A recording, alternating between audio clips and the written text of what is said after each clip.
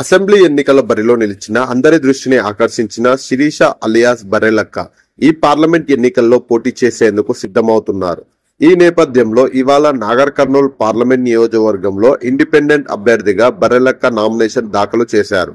ఎలాంటి హడావిడి లేకుండా కుటుంబ సభ్యులు సన్నిహితులతో కలిసి బర్రెలక్క నాగర్ కర్నూల్ సమీకృత జిల్లా కార్యాలయంలో నామినేషన్ దాఖలు చేశారు. కాగా తెలంగాణ అసెంబ్లీ ఎన్నికల సమయంలో బర్రెలక్క ఓవర్ నైట్ సెలబ్రిటీగా మారిపోయిన విషయం తెలిసిందే.